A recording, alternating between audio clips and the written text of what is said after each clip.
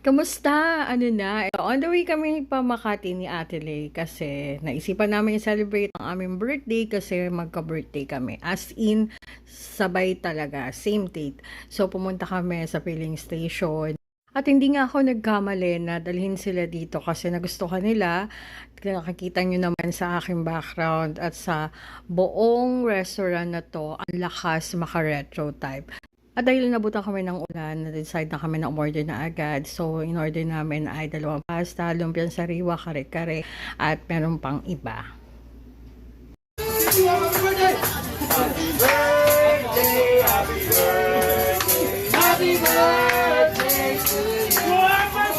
Happy na! Birthday po! Happy birthday! Happy na! Birthday! Birthday po! Mom, thank you so much. Happy birthday to the both of you! You did great!